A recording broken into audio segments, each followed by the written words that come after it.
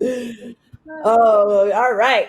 Hello, y'all. Welcome back to Marvelous Mondays. Thank you, Kettle One, another round, another rally, and Portland Cocktail Week for having us again. My name is Fanny Chu. I am the head bartender at a transportive tropical bar in Brooklyn, and this is my marvelous co-host with the mostest, Amie Ward. What's good in Chicago, Amie? Hello, Fanny. Everything's great here in Chicago. I'm very excited for our talk today. We are absolutely delighted to have with us today, both coming from Winston-Salem, North Carolina, Samantha Foxx and Beau Tate. I'm super excited to hear all about the amazing things that Sam does. Sam is the owner, operator, and farm mother of Mother's Finest Urban Farm, a family farm on a journey in the world of beekeeping, farming, wellness, and to preserve and secure community survival. She is a master gardener, a certified beekeeper, and president of Middle of the Road, which is a nonprofit committed to finding creative ways to get more people better food through advocacy and education. Sam is an all-around powerhouse of human, and I'm very, very excited to meet her and hear from her. Beau, our other presenter, is a very dear friend and an owner, operator, and bar dad to multiple sustainably run programs in North Carolina. He is a big fan of data science and numbers and loves to harness the potential of bar numbers at hand to keep his staff growing, bring enjoyment to his guests, and make his businesses thrive. Beau and Sam, thank you so much for being here. Please tell us all about what you're talking about today. Sam, do you want to lead off? Well, personally, I'm excited. Yeah, I can go ahead and lead off. I'm excited to be here, number one. And anytime I get to educate people about bees and lipstick, I'm excited, y'all. I mean, it just makes my heart go pitter patter when I can come on and I can make the world of beekeeping fun. Because most of the time people actually don't get an opportunity to learn about bees in such a setting. And I really thoroughly enjoy going out into my community and having opportunities like this to really kind of give people an opportunity to see that people my age can go out and beekeep and farm, and it's cool and it's fun and it's something that we all need to see more of. So today I'm just going to explain a little bit in detail about pollination, it works, who are pollinators, because generally we think about bees, but they are other pollinators out there. So we're going to touch on that a little bit. We're going to talk about how honey is made and how we get to enjoy that fabulous treat at the end of this session with Beau. So I'll be chatting a little bit about the application of honey in cocktails. 3 parts to it. The first one is the science behind it as far as a sweetener. The second one is kind of the approach, starting with why to use honey in a cocktail and your bar program and how it promotes sustainability, and then talking about how to pair specific honeys with cocktails. A little bit on making honey syrup so that we don't end up with a ball of honey in the bottom of our cocktail shaker, and then making a Kettle One marvelous espresso martini. Love it, love it, love it. All right. So, Sam, would you like to get started and tell us everything magical about bees?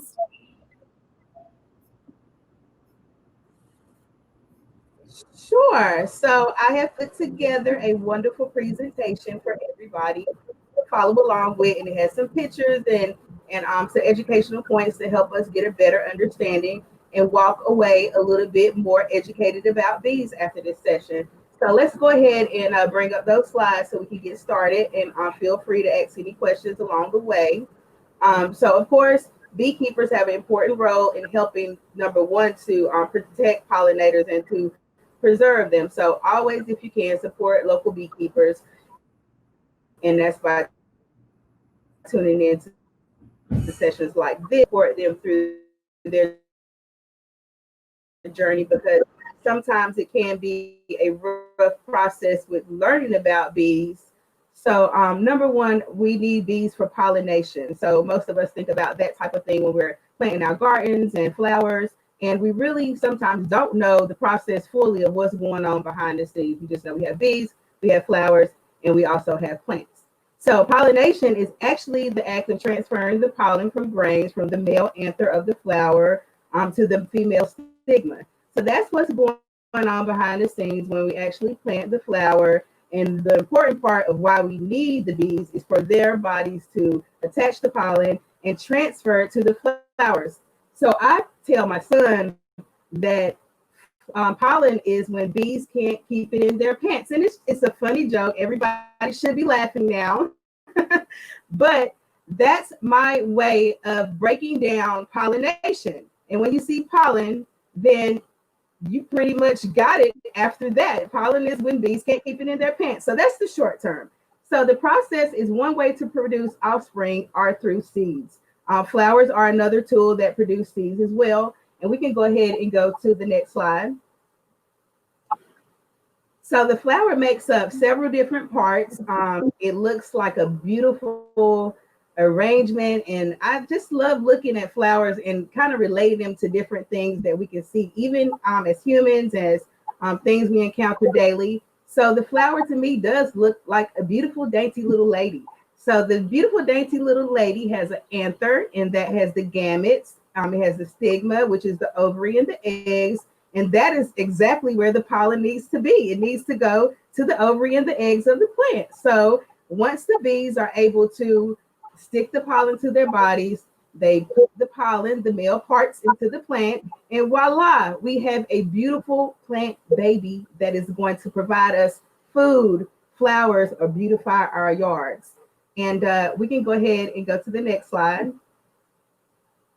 So there are several different ways that we can pollinate plants. So we can do self-pollination. That means you go outside and you get a Q-tip, and you're going to go and get your pollen, and you're going to take that pollen and you're going to put it inside of your plant. And that would be a way that you can produce the pollination process yourself if you have that much time and you're that engaged in your garden. And it's not unusual for somebody to do something like this.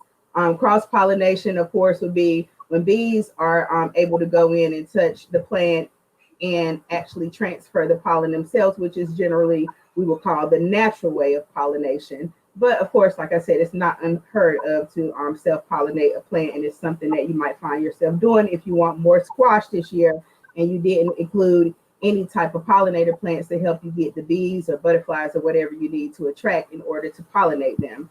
So let's move over to the next slide.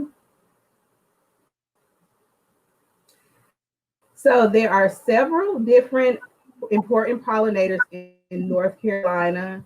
Of course, number one, my favorite is bees. I love bees. I think they are some fabulous animals that are really kind of interesting because they do so much and they're so little, but they are so vital to the whole process of everything when it comes to how our food chain works. So that tiny bee has a huge brain and does a lot of thinking, and they have been doing this process for over 50,000 years, the same process to make honey, which is magnificent. So it's like they have Colonel's recipe down to a pack. So robots are another way, which of course, I'm personally not a fan of that. To see a RoboCop over here like pollinating the plant. I see some bees and native bees and butterflies. The wind is also another way. Humans, and that's what we talked about with self-pollination. Humans can go out and pollinate their plants. Hummingbirds, if you could get a hummingbird in your yard, I'm going to be honest, I'm quite jealous because they are absolutely beautiful and they do a spectacular job on pollinating. And sugar water is one way that you can attract them to your yard, but you want to make sure you stay on top of that sugar water and keep it clean, because if it gets molded, then it can make the bird sick. So these are just a few ways and a few things that are pollinators that we might not think of. Bats are actually pollinators. I'm not sure if a lot of people know that bats are pollinators. I found that sure they can do a lot of work at night when the bees are away and they kind of pick up that workload. So let's skip to the next slide. So native bees are definitely vital in North Carolina. I think we have over 4,000 species of native bees in North Carolina. And native beekeeping is definitely much different than beekeeping in a hive. Native bees are something that are already here. They're native to this area. They're native to the plants that are around us. And they also are really what we need to protect as much as we do European honeybees. So the best way to do that, again, you can do native bee homes, and that helps to attract that type of bee to your yard. You can plant plants that encourage those type of native bees to come to your yard, and you want to support that whole ecosystem. Even if you can't be a beekeeper, you can always add something that can help attract native bees. So let's skip to the next one. So this is a picture here of a lovely bee with loads and loads of pollen on it. And this is what you will see coming into the early springtime when the plants are all blooming, and they can carry almost up to their full weight with pollen. And sometimes you'll see their little baskets. Some of them are just really superstars, and they can carry a huge load of pollen. And I'm always happy when I see a superstar bee that's really, really putting in overdrive of work to get it done. So let's get to the next one. So, hey, Samantha. Yes. Do the bees act a little weird when there's like, do they feel like an earthquake coming?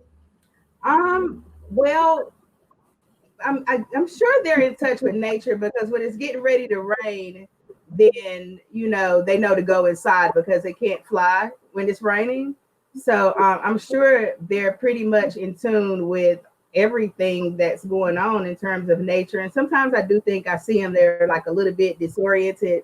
They're in places that I typically wouldn't see them, and that's how I kind of can keep an eye on with how's the weather going to be for the day, or is the summer coming early or springtime coming early? Most of the time, I call it listening to the bees, and I just kind of watch and see how they react to things. And it just gives me a good signal of what I need to be doing. So in North Carolina, there are actually more native bees that are pretty important in the whole cycle. And those bees include bees that help with production of blueberries. Blueberry is a major crop of North Carolina, and bumblebees. So if you see a bumblebee, they are actually pollinators and they do not hurt you. So you want to make sure you're protecting those as well. And they absolutely love sunflowers. So if you want to see some fuzzy little bumblebees, and I love taking pictures of the bee butts, then plant some sunflowers. So we can go ahead to the next slide. So this is just some information about how these bees are different from each other. And something like this, of course, will take a while to learn, because when you're seeing bees, honestly, a lot of people send me pictures and they're like, I've got a swarm here. And when they send me a picture, it's of wasps. So, it takes a while to be able to recognize the different bees. And you want to make sure you're staying on top of that, because wasps are definitely very different from bees. They don't stop stinging you, where as a bee, if it stings you, then that's pretty much it. A wasp can continue to sting you. So I'm not a big fan of the wasp. So let's go to the next slide, please. So the mason bee, the orchard bee, is one that I was just talking about, which is great for fruit pollination. And that's something that like I said, is very, very huge here in North Carolina. There are several blueberry farms with this area, and I have not seen this bee as of yet, but I would love to be able to get a picture of this bee. I've been looking to attract some new things this year, so I've planted a bunch of new flowers, what I could attract here. But some people in some areas will take more time to be outside and plant things that they generally would not do, considering that we have been on quarantine. So this type of bee actually pollinates plants like apples and blueberries. And there are 21 native mason bees in North Carolina, which is superb. And mason bee houses, they have little reeds inside. Like I said, it's very different from traditional beekeeping. They actually lay eggs inside of the reeds, and then you save that egg, and that's what produces into the next season. So it's almost like keeping a part of their DNA. Say sometimes you can steal wool and insert that inside of it, so they have a place to actually lay the eggs inside of those reeds. So it takes about 30,000 honeybees to pollinate an acre of land. That is a lot of bees. And generally in each hive, we do see about 25,000 bees in one hive. Depending on how strong that hive is. I have 6 hives on my property here. We're probably looking at roughly 1 million bees that I have outside, which is fun. So let's go ahead to the next slide. Blueberry.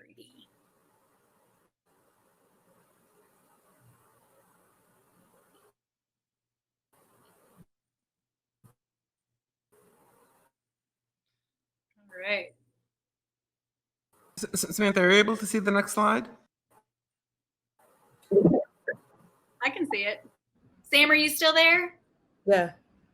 But I hope everybody is picking up some information here. I know it is definitely a lot to take in, and that's just the thing about it with learning about keeping. It's good to can't be overwhelming when we're talking about so many different.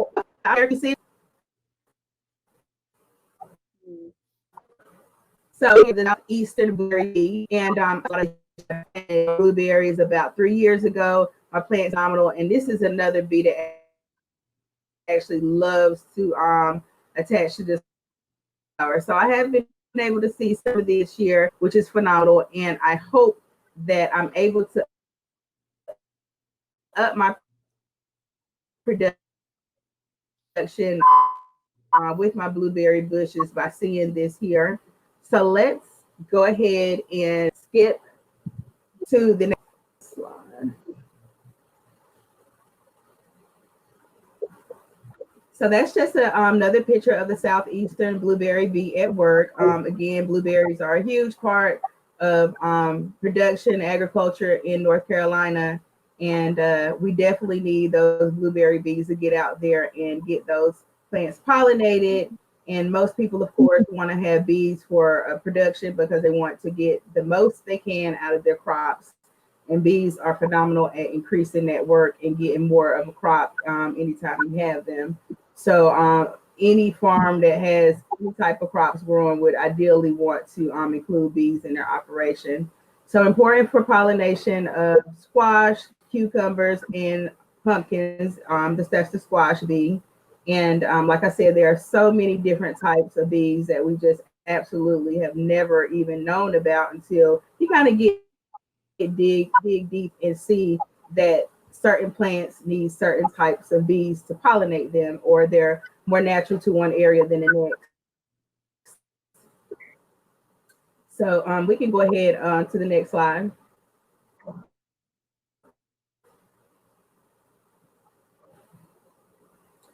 So wasps actually do pollinate plants, but they can be potentially dangerous to a beehive, which is why I'm not a big fan with them, because they can come in and try to rob the hive. It does happen. And uh, for me, I try to keep a balance in between the wasp and the bees because I want to, of course, protect my bee, eradicate them in the most natural way as possible.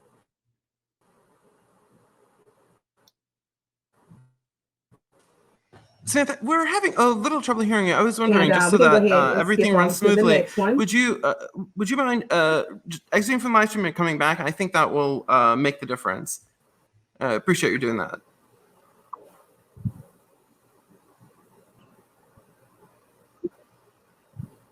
Sam, did you hear what Leo was asking? No, I didn't hear that. Okay, so I think you're cutting out a little bit, and so he suggested just exiting out of the live stream and then popping back in, and hopefully it should reset it so we can hear you a little bit more. Oh, okay. Sorry about that, but we want to hear all about the bees, so. All right. So while we are doing that, Beau, do you want to tell us just like a little 30-second clip of what we're going to be doing with you later on today while we wait for Sam to come back in? You are muted currently. We got to unmute you. There we go. Technology. Yeah, so we're going to be chatting a little bit about the science of honey in the glass. So talking about it as a sweetener and as a sugar, comparing it to turbinado sugar or refined standard table sugar, how it varies a little bit chemically and how it varies in the glass. Running through a list of the common honeys that you'll find in the Southeast, and then a few that are specific to other regions, but cool for individual cocktails. Talking a little bit about the approach to using it in a bar program, specifically, if you're writing a menu or pitching a program to a manager or investor, how to get them to buy in on using honey, how to get guests to buy in, how to sell it a little bit, and then how to actually work with it within the framework of kind of approach to cocktails, and specifically mixing it up into syrups for making cocktails. And then, of course, espresso martinis, which, as I've been doing R&D all weekend, I've been making lovely Kettle One marvelous espresso martinis for all of my friends and my wife. And it's been a hoot. I love it. She's back. Hello, Sam. Welcome back. All righty. All righty. Well, I hope everyone had a breather and they absorbed that and they're happy. So let's see if we can scoot on to the next slide. So the Great Black Wasp is another pollinator, and this one is really beautiful. I love seeing the different colors of the bugs, and they are actually very interesting to me. Most of them have some beautiful, beautiful iridescent colors on this particular one. And I do like to attract this and be able to see this in my garden because it is a complete ecosystem. And I want to be able to attract all different types of bugs, and I want them to all live in harmony. So it is important to definitely pay attention to what's outside. And the rule says if you don't have anything eating your plants, are we really doing a good garden? So a good garden would definitely have something in your plants that is fitting into the whole scope of the ecosystem. So don't be afraid if you do see a little chomp from a bug on your plant. That means you're absolutely doing something right because you're not spraying a bunch of chemicals and killing them all. Some of them are still alive there. And I definitely like to see that harmony kind of working together. And the thing is just keeping a good balance in between all of that. That's super important. So let's get on to the next slide. So hummingbirds, which I said are absolutely positively my favorite. Sugar water is a good way to attract the pollinator. And if you have a lot of time and you get really, really bored in the quarantine, if you slip on a red hat and you hold a little straw with some sugar water inside of it that they can suck from, then sometimes they will come up to you and actually drink from your hand. So this is an extreme quarantine boredom that you can spend, hours sitting there with that sugar water and let them come up to you. I completely think it's worth it. If you do it, tag me. I want to know about this for sure. Just please let me know you did this. So I have a little hat, or sometimes I let my son put on a red shirt and we try to attract it, but he's 6. His attention span is probably the size of an ant at moments because he's a little boy and he wants to run around. But we do have high hopes, and he's learning a great lesson that he can actually be friendly enough to get a honeybee to come right up to him. And I want him to be that nice to animals in the world. So sugar, and again, they love the color red. Please make sure to change the sugar water if you do decide to feed the hummingbirds, because we don't want that water to mold or ferment, and then we make all these little ruby red, ruby-throated hummingbirds sick. So stay on top of that water, please. Let's get on to the next one. So butterflies, this year was a huge year for monarch butterflies, which I did get the opportunity to attract some monarch butterflies. They are absolutely beautiful to me. I love the whole process of seeing them evolve. And what's good for monarch butterflies are the milkweed. They absolutely love milkweed, and that is their host plant. So they need a host plant in order to reproduce. And if you want to see this beautiful time of the year when they all develop and set some monarchs free, plant some milkweed, and you will be able to get this wonderful visual, which, like I said, during quarantine, I have been able to create my own beauty by planting all of these wonderful plants, and I've been able to see monarchs and bees and wasps and different things to really just enhance what I have outside to keep me busy. But let's get on to the next slide, please. Definitely need to have beetles and ladybugs. Ladybugs actually keep a balance inside of your garden, and they look like little innocent ladybugs, but they actually rip other bugs' heads off. Who could have known? I mean, it's like the cutest little bug. It looks so dainty and cute, but really what's going on when we close our eyes, I think it turns around and it just chops another bug's head off. So it's actually a beneficial bug that keeps balance inside of your garden, which is like a beast. It's the beast in the garden. I'll just say that. So don't judge a book by its cover. Just don't do it. We learned that from the ladybug today.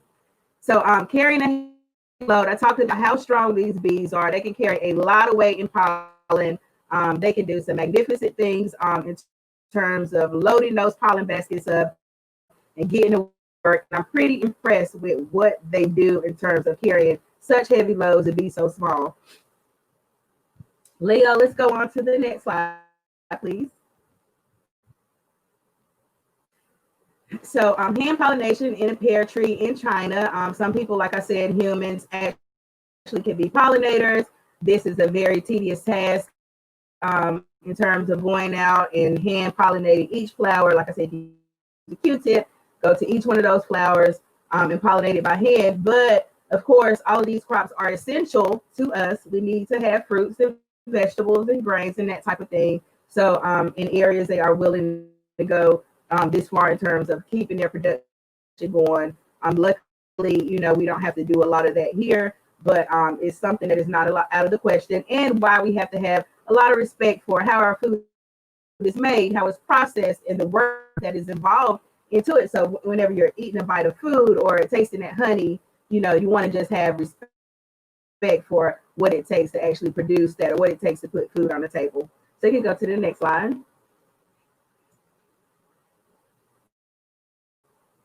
So again, this is hand pollination again, and I think we have got what the point of hand pollination is. Definitely something that you can do if you see that you need to give it a little hand.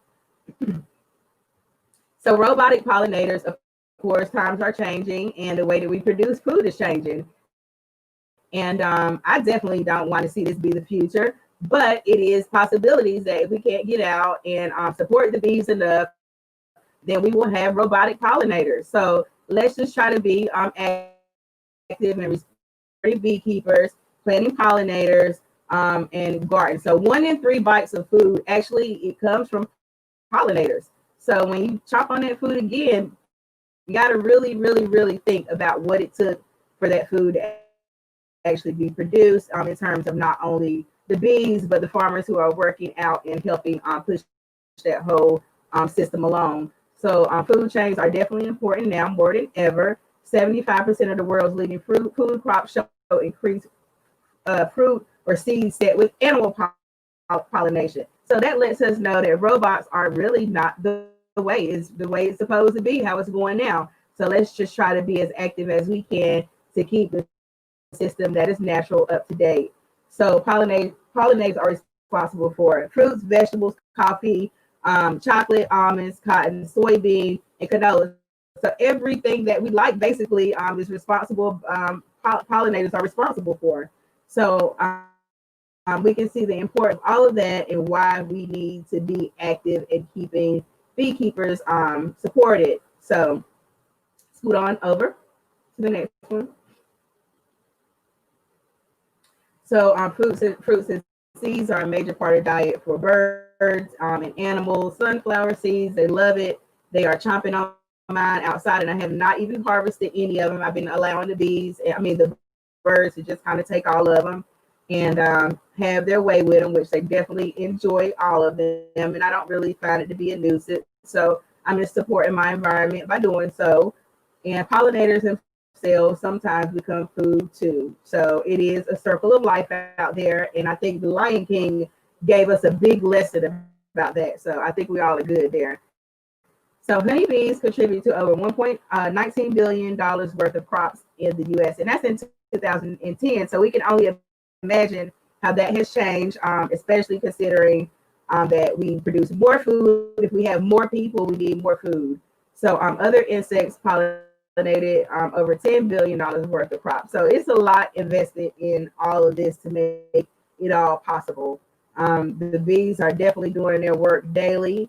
So evidence shows that pollinators are declining around the globe, and that's where we need to, again, support our beekeepers, our farmers, and anybody who is helping to make our food system functionable. It's super, super important to do all of that. So 70% or more decline in feral honeybee colonies in the last 50 years. So bees have just been kind of taken off. They do suffer from varroa mites, and bee health is something that we don't even consider. But bees are actually an animal, so they do get sick, and we do absolutely have to stay on top of their health as beekeepers. Is super important, and otherwise we will be losing a lot of bees if we're not really paying attention and doing the checks that we need to do. So loss in feeding and nesting habits is one of the ways that we can use lose pollinators, and that can come from just overpopulation in a hive, parasites like I was talking about with varroa mites, chemicals caused by man, pollution, climate change can all be factors in why we see a declining rate of bees over the last few years. So colony collapse order is definitely something that is real. I actually experienced this myself last year, and in the late winter, my bees just took off, which was pretty sad, because most of the time, if you can get them through the winter, then you think you've won the season. But of course, bees have a mind of their own. You cannot train a bee, no matter how many times I go out. It's impossible to do. I've learned myself. They really don't mind stinging me on any day. But you want to make sure that you're staying on top of the health as much as possible and taking good notes. Maybe it's something in there that you could have done better to increase your year and kind of hang on to those bees a little bit longer. But some things with beekeeping is just a mystery. We do not know it all. Anytime you meet a beekeeper who says they know it all, just know that that's probably not the truth. But I appreciate being able to share so much information. I feel like I just did a complete college course in the last 15 minutes about pollination, and it was a lot of information to take in. But I hope, for one, that you walked away with something that you didn't know about bees. Yeah. It was a lot of information and a lot of really good. And I'm sure we do have a couple of questions, but we'll let Beau get started. And I think we'll be able to get to those questions in a little bit. We're also I'm gonna make sure that we have your contact information in the chat. That way people can reach out and ask you additional questions, because I'm sure you might have piqued a lot of interest for your discussion. All right. Beau, would you like to Absolutely take it away? Thank you, Samantha. That was all so fascinating. And I've got to admit, I'm a little bit scared of bees, but I'm going to get out to the farm and hang out with you and the bees soon and shake that fear. So usually the place I like to start when we're talking about approach to using honey in cocktails is the science behind it. There could be another entire college course on the science of honey. But when you break it down, it contains a range of sugars. When we talk about sugars in this context, it's not like a crystallized table sugar. It's basically a carbohydrate that binds with the sweet taste receptors. And so you have fructose, glucose, and sucrose are three sugars that you'll find in honey. Fructose is going to be the predominant one. And for that reason, honey is actually a little sweeter than table sugar. Generally, you're going to have about 80 grams of sugars per 100 grams of honey. So that's a lot. Honey also has proteins in it, which is really cool. When you're using it in shaken cocktails, you'll get a little bit of texture, kind of like you would with pineapple juice. So you can manipulate it for additional viscosity or texture in the cocktail. Honey is hygroscopic, which means that it'll absorb water from the atmosphere. So you have to be pretty careful with how you store it. I know Samantha can speak to this in greater detail than I, but beekeepers spend a lot of effort trying to get the right moisture content for their honey, and that way it won't ferment as it sits. So if honey's not made into a syrup yet, you can store it in a jar and leave it out for a long time. It'll stay perfectly usable. You're probably going to use it all before it starts to turn. But as soon as you introduce more water in there to make it into a syrup, you've got a little bit of a clock on how long until it starts fermenting. So one thing I'll say a lot as I'm talking about honey is taste and adjust. I like to taste the honey when I get it, taste it after I make the syrup, taste it after it's sat in the fridge for a day, taste it every time I pull it out of the fridge to use in a cocktail after that. Honey is also super saturated, which means that it'll crystallize, and it takes a little bit of effort to get it to form a solution with water. If the honey gets a little bit cool, you'll see some crystals start to form. You just give it a little gentle heat up and it'll get back right as rain. Please do not throw that honey out.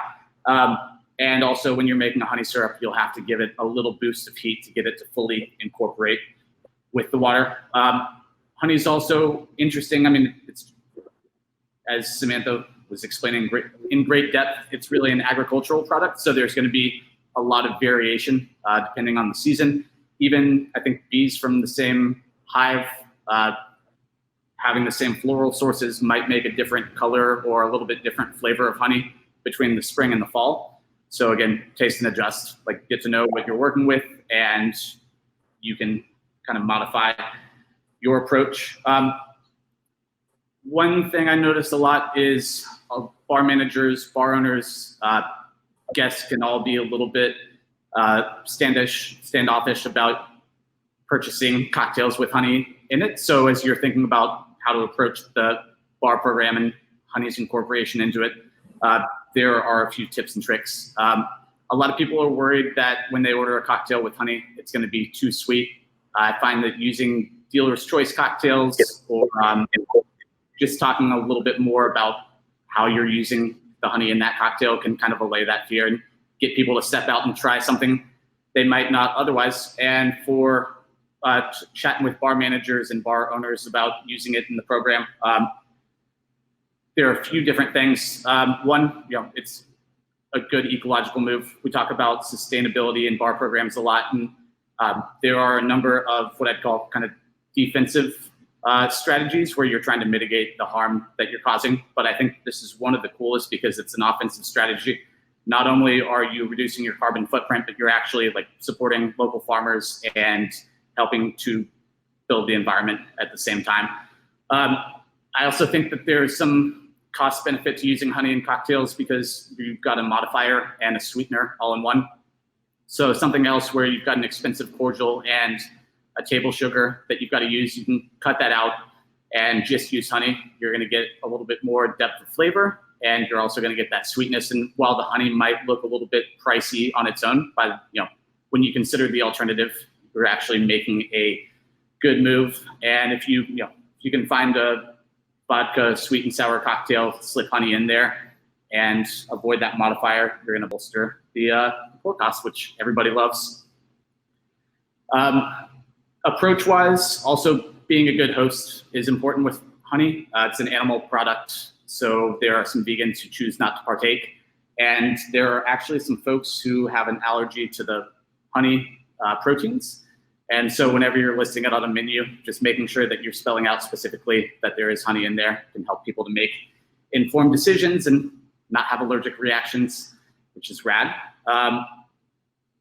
As far as thinking about honey in the glass, when I'm doing trainings, I describe it as kind of small batch versus single barrel approach. So the small batch approach would be like, I've got a flavor profile that I know I want to land on, and then I'm working backwards from there. Whereas a single barrel is like, let's say I go to the farmer's market, say, what's up to Samantha? she's got some super rad honey and it's got a unique flavor profile that I want to showcase and build around, then I'll tailor the rest of the ingredients to that specific cocktail. And we'll chat a little bit more about that as we go through the different varietals of honey. You also want to think about texture. In a stirred drink, you're going to get a little bit more viscous texture, whereas in a shaken drink, it's going to, I won't have the scientific background to explain it, but change the structure of those proteins and give it a little fluff, which is rad. Think about kind of pineapple juice in a jungle bird, the way it just kind of sits up nicely. Using good honey is an important part of the approach. If you go out to a big box store and just grab whatever honey is on the shelf, there's a good chance that you're actually being counterproductive in supporting your local economy and the environment. So go out to the farmer's market, get to know beekeepers. They are also some of the most interesting folks at the market consistently, and really get to know the product that you're using. Also, if they have rad stuff come along, you'll be one of the first people that they hit up if they know that you're going to come out and support regularly. There's actually a problem with counterfeiting honey. The counterfeiting of food and beverage products is an interesting little rabbit hole. But basically, there are a number of honeys that have sugars other than natural honey sugars folded in there, so that people can spend less time raising the honey and charge less for it, which in turn kind of makes it harder for rad local beekeepers to charge the amount that they need to keep their farms going and keep making cool stuff. So just another reason why it's important to really understand the honey and where you're getting it from. And the best way to do that is always by going out and actually meeting the person who's raising it. Second best, I'd say, is finding a local store that deals exclusively in foods that are raised in the area, and they can probably tell you about the farmer, or at least the provenance of where the honey came from. But know what you're using is important. And if we could skip ahead a couple slides to different types of honey. When I was first going down the rabbit hole of using honey in cocktails, and I actually used to run a restaurant called the Honey Pot, which used a lot of honey in the beverage program. The craziest thing was just how much variation there was in flavor profile, color, and the stories behind all these honeys. So these are listed out, I'd say, from most neutral to most flavor. Clover is going to be pretty much what you think of when you just go grab some honey off the shelf at the grocery store. It's got a deep flavor, but it's a little bit more neutral. So think like baking spices and a little bit of deep sweeteners. And it's kind of weird talking about the sweet flavors of honey because you're always using other sugars as a reference point. But clover, I'd say, has like a little bit of a maple syrup sweetness to it. You can imagine that. Wildflower is going to vary depending on the region and the season and whatever the bees were feasting on. And Sam, if you hear anything that's not right, please jump in and let me know. I'm out of my range a little bit here. But sourwood honey is native to Appalachia. It's going to have a little bit more buttery flavor and texture, kind of like molasses and ginger. Orange blossom honey is one you'll see out there a lot, and I'm not sure if there are many citrus plants in North Carolina. I think this might be a little bit further south of us, but it was an important one to include because it's really fun for specific cocktail applications, namely a fizz that takes a long time to shake and has other citrus floral notes to it. That one's gonna have a little bit of jasmine. I get like a little bit of vanilla in there as well, and different lemon flower smells, orange flower smells, but it's really tasty. And it's gonna have like a bright fruit pop to it as well. So it's useful if you're trying to introduce some kind of high notes into a cocktail. And then buckwheat is gonna be a little bit darker in color and have more depth of flavor. It's almost got like a little bit of malty flavor and funk to it. Sweetener wise, I'd say it reminds me of sorghum. And I really like to use this in cocktails with like deep, funky rums. You've also got infused, which is usually either going to be herbs or spices. I'd say the herb I see the most is lavender and sage, and then spices, a lot of peppers. Honey and heat play really well in cocktails, like we'll talk a little bit more about with the mule down the road. So getting to know your local beekeeper. They'll be able to tell you what's made around you. This is kind of specific to our region with a few other ones that are just standard bearers, but go out, meet them, taste and adjust, like try all the honeys. You will want to make syrups with them if you're gonna include them in a cocktail. The first time I ever tried to make a honey cocktail, I just grabbed a bar spoon and dolloped it in the bottom. And since it's had a super saturated solution, as it gets colder, it just forms into a little ball of honey that you see hanging out down there. And I went to straw taste and was like, this cocktail is not sweet at all. And looked inside and but you can get around that by making honey syrups. I'd say the standard is gonna be, and I think there's a slide for this one if you want to skip forward one. No, okay. So you want 2 parts honey to 1 part water is gonna kind of be the standard. If you want to play with your texture a little bit, you can go 3 parts honey to 1 part water. I see some cocktails that call specifically for 1 part honey to 1 part water, but if you see a recipe in a book or magazine, I think 2 to 1 is a pretty safe assumption. The way that you make the syrup can vary depending on whether you're in more of a kitchen setting or a bar setting, but the one really important thing is you don't want to go past 140 degrees Fahrenheit as you're warming up the honey, or you can strip some of the more delicate flavors and aromas. If you're in a kitchen and you have access to a hot bath or a sous vide, that's great. Just note what temperature it's at. Fold the honey syrup together in a mason jar, drop it in there for maybe 5 minutes until you see that it starts to incorporate. Pull it out, look at it, swish it around, make sure there's not a bunch of crystallized on the bottom, and you're good to go. If you do not have access to a kitchen or a sous vide bath, then you can just turn on your little hot water kettle that you use for hot water drinks in the winter. Let that get up to a boil and then come back down to the point that it's warm but not uncomfortable to touch. Again, put the honey with the water in the mason jar at your desired ratio. Set that in a mixing glass or shaker tin and let it come to temp. Like everything else, just taste and adjust. I hate to keep repeating that so much, but the honey's gonna taste different before it gets heated up, and then it's gonna taste different after it's just come out of the cooler. I do recommend pulling the bottle of honey syrup out maybe an hour before the shift and letting it reincorporate. If you notice that it's crystallized, no biggie, just warm up some water, put the bottle in a bath of that water, and it should become right as rain after a little bit. So if we could skip forward 1 slide, we'll be, sorry, 2 slides, making this marvelous Kettle One Espresso Martini here in a minute, but I'd say it's a good example of what I call the small batch approach to using honey in cocktails. Classic cocktail, but we want to use honey as a sweetener for a little bit more depth and breadth of flavor. So we're picking out a honey specifically for this purpose and then working that honey into the cocktail's final flavor profile. Whereas if we skip forward 1 more,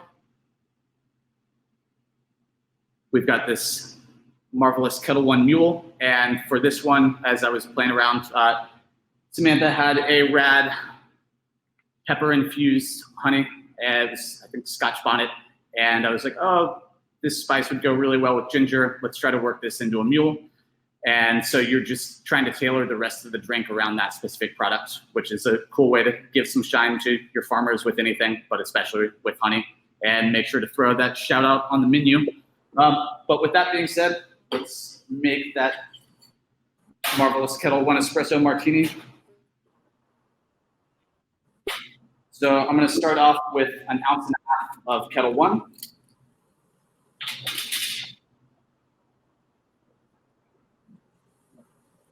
I'm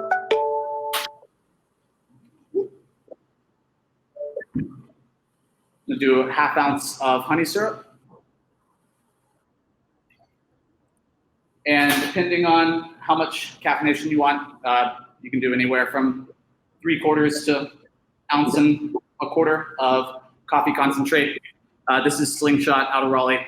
Try to keep it local whenever you can. And so I'm going to do 1 ounce in here today. This is a really fun cocktail because you can use it as a aperitif, happy hour, or get home from work and you want a little caffeination.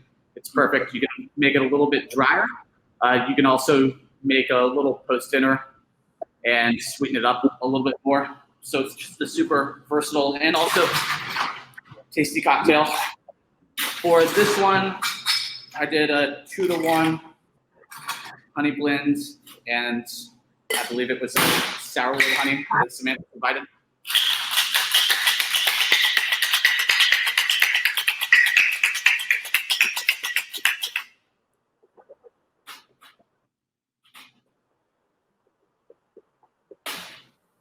I am Rusty. This is the first cocktail that I made in March 14th.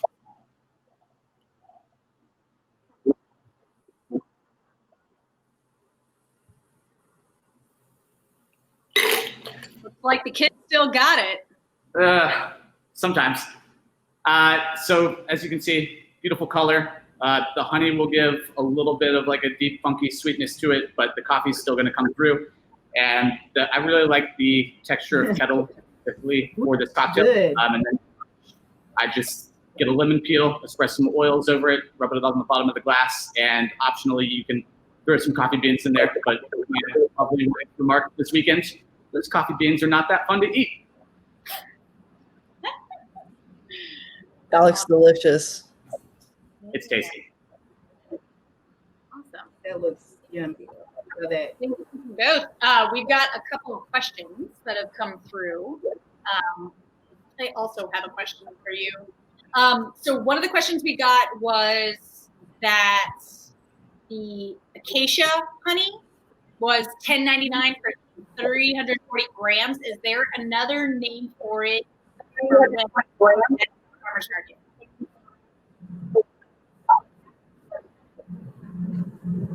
Sam, would you know what that one is? what is that? Have you ever heard of acacia honey? I couldn't hear the question fully. Have you heard of acacia before? I haven't heard of that. I'm sorry. No, I haven't heard of that before. I'm not familiar. I think it might be regional. That's new to me.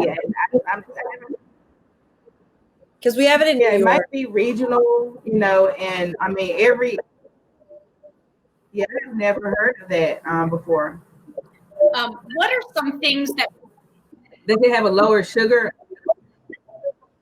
maybe, I don't know. That was the question it was, so I'm not sure.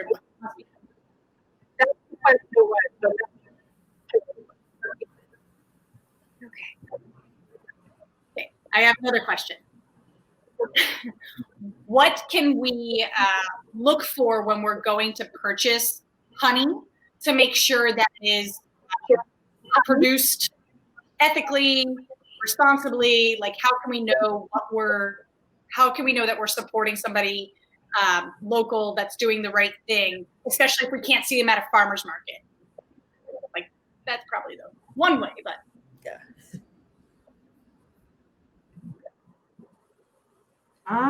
That's a really hard question to answer, because the whole point of local markets is to be able to actually meet your farmer, meet your beekeeper. And the longer you're going, like Beau mentioned, and you're actually going out on a regular basis, like these people become a part of like the whole process. They're like, hey, I would love a rosemary honey, and they give you ideas, and they kind of become a part of the whole scope of what you're doing.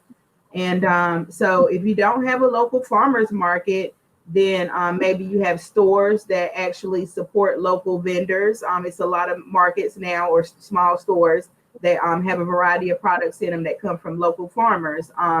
And that's probably just the best way, is to really just get out there and see who is actually the producer or the family who are producing the products. And before COVID hit, most people could even come out and visit these type of areas, but now we do have the power of social media. So a lot of people, they know my chickens' names. They are familiar with the bees, and they're like, hey, Samantha, how is little Queen Bee doing this week? Is she laying a lot of eggs this week?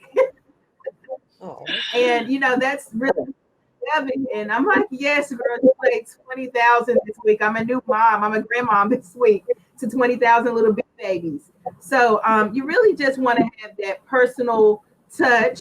And I guess the easiest way to answer this would say, not go to a big box store. You're just not going to be able to find it in a big box store. So, just look for those smaller locations that might just have more personable relationships with the vendors that they carry products with. Yeah, to that point, one thing I advise against is don't just see a USDA organic stamp on there and assume that it's going to be beneficial honey for the environment and local economies. Because as I was looking around at stores, I noticed that there were a number that were certified organic but didn't list even where the honey came from, which it speaks to the production method, but not necessarily whether you're supporting a farmer, a family. Heard that. Thank you. Samantha, what were your hurdles in starting your farm? Or did you have any? Yeah, it's a hurdle every day. Showing up daily is a hurdle because you just never really know what to expect. Sometimes like this morning I went out and, sometimes I don't know if bees are going to be hanging from my trees or if a raccoon is coming to eat up my chickens. The circle of life is a big hurdle. Then, of course, the financial responsibility, because farming does require money. Believe it or not, you have to, have money to invest in all of this type of stuff and really, make it happen. So now it's just, for me, it's being in demand. Like my job just increased so much that keeping up all of it is very, very hard, because more people are really wanting to get fresh local food. They want to know where their food come from. They want to be healthy, number one. So just for me right now, it's just juggling the load of actually, being the farmer and also doing things like this where I can still get out and educate the community, because the summer season is very long and, you want to still be able to get outside and service as many people that you can. So times have definitely changed. Does that change anything with the bees during the wintertime? Like how do they act and hibernate or anything?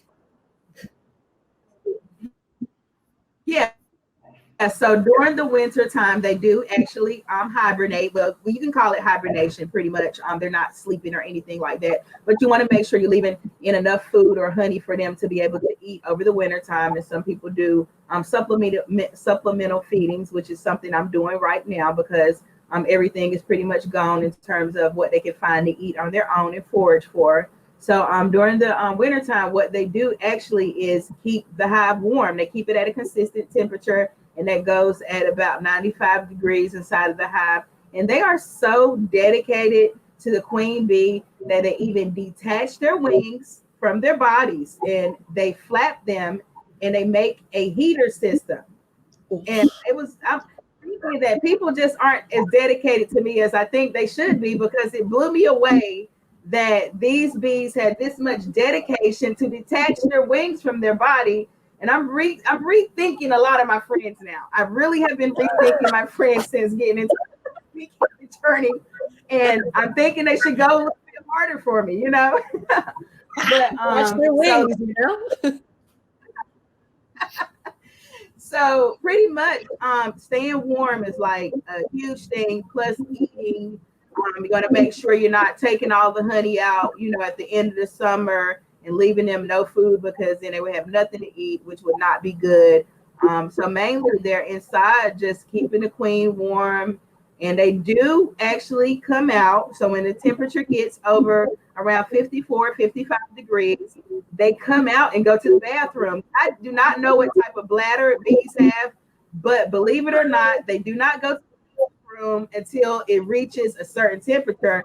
And I'm kind of jealous of this whole thing because nature is just not having, it's so much to think about. That's why I said this is a one piece at a time thing, because it's so much that blows your mind about the whole process of these magnificent animals. But as soon as 55 degrees comes, can you imagine all of them just like, get out of the way? I've got to go to the bathroom. Out the way. Just kidding. Samantha, will the same bees yeah. Sorry. If one variety of bee can't find whatever its floral preference is, will they go find something else and just feast on that year and then go back to what they like? Or are they a little bit more open season by season to whatever's growing at that time? I guess it would depend on, like you were talking about the sourwood. Some people, are going to move their hives and specifically going to just go for the sourwood. And here, actually, where on my farm, I actually have tulip poplar trees. But they're just really, I never see them there, which is the most interesting thing to me. Is I would think they would be a little bit more attracted to them because they have huge, beautiful blossoms. I don't know if you've experienced tulip poplar tree, but they make some really beautiful blooms. But they tend to more so go for the wildflowers. But I really personally want them to go for the tulip poplar blooms because they're beautiful and it has this floral scent. But I just have not reached that level of bee charming yet. And so I guess it's more so what they're attracted to, unless you're completely isolating them out that crop, then they're just using their bee brain. But if I'm going to say I'm going to take them for blueberries and that's it, then that's what they would do.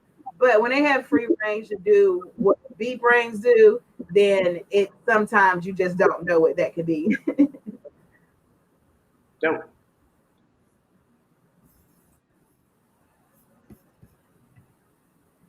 So, Beau, I'm interested in the Scotch bonnet honey. Did you like that? I know you got a chance to taste it before you used it in a drink, and I'm just wondering, what did you think about that flavor? Yeah, it was delicious. One of the things I liked the most about it was it came out, I was expecting just like bright heat, and I got a little bit more smoke from it than I expected. And I tend to forget that the sugar cuts through the heat a little bit and almost kind of changes the flavor. But it was really, really good. And it paired fantastically with ginger too. Like it just had a little bit of a different heat with the ginger, so they kind of amplified each other and made like a little spicy symphony. Bomb. That makes sense though, with the ginger and the Scotch bonnet kind of having that little spice to it. And I like the Scotch bonnet honey because it has like first you get the sweetness and it's like a little sting, like a little scorpion at the end, and you don't really expect it. So it's like really, for me, the best of both worlds. It's a bee sting. So are we going to be able to get the recipe when we're done? I want to make the drink. Beau, how do we find the recipe when we're done? They are in the slideshow, and I think that'll be linked somewhere for people to download. Yeah. Awesome. And also, anytime anybody's got a honey that they want to tailor a recipe around, just holler at me. We'll talk through it. That's perfect. All right, so we've got the address at the bottom of the screen that Leo had just popped up for the Portland Cocktail. There you go, Portland Cocktail Week Facebook page, where this presentation will live, as well as the documents that Beau and Samantha were working from today. So that'll be in there. Are your contact informations in that slide deck as well? I don't recall if mine were there, but I guess we could go back and add them to the comment section of this when this is done. Would that work? And if you want to just say where we can find you on Instagram. So you can find me on Instagram at Mother's Finest Urban Farms. And we're also going to add it to the comments. I'll add the website to the comment section if you want to try some of this delicious local honey and a Scotch bonnet infused honey, which is personally my favorite. But and of course you got to recreate this cocktail too, and tag me and Beau and let us know how good it is. And I'm at www.mothersfinesturbanfarms.com. That's pretty long, so I added there in the comments, and that's where you can find our products. But Instagram is popping. Come over and join the party and learn more about bees and see what color lipstick I'm going to wear next week. We can talk about all of that together. And I'm on Instagram at Beau on the bar, BEAU on the bar. And once the bar is reopened in North Carolina, you can come see me at Tate's and Bar Pina, and we'll make you a honey cocktail. Don't forget the Enye. Don't forget the Enye. Awesome. Thank you both so much for everything today. I know so much about bees and honey, and I still have Fanny, want to take us out? Yeah, thank you everyone for taking the time out to join us for another Monday of Marvelousness. Thank you, Samantha, Beau, Amie, Kettle One, another round, another rally, and Portland Cocktail Week. Join us next week if you want your Monday to be marvelous. Cheers.